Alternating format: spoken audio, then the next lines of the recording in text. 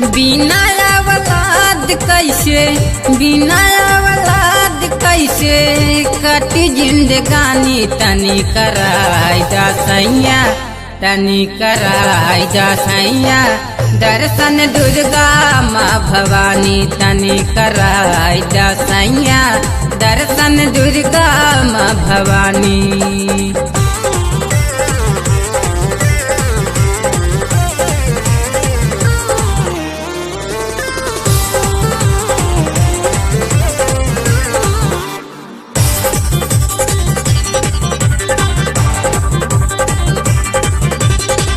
मनवा के सरधानाया बही पुरावाली कवन कसूर माई हमानी से भैली हमानी से भैली। मनवा के सरधानाया बही पुरावाली कवन कसूर माई हमानी से भैली। दिन दिन बढ़ाता रे दिन दिन बढ़ाता रे पिया परेशानी हमें कराई जा सैया तनी कराई जा सैया दर्शन दुर्गा माँ भवानी तनी कराई जा सैया दर्शन दुर्गा माँ भवानी।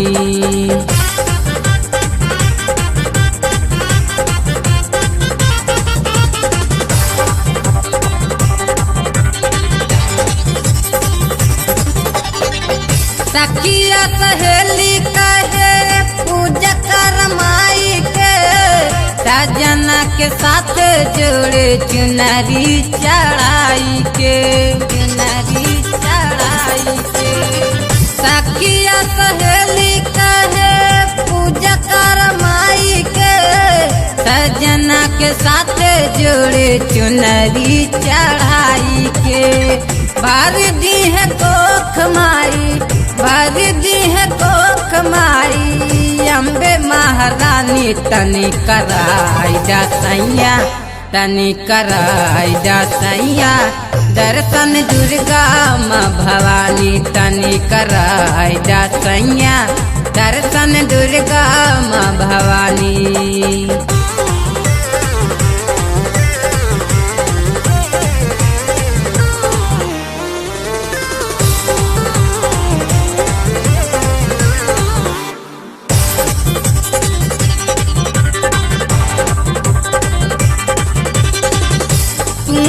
नगेंदर नाही रहबा कुमारा हो काहेले जितेंद्र माई तुहरो सहारा हो तुहरो सहारा हो।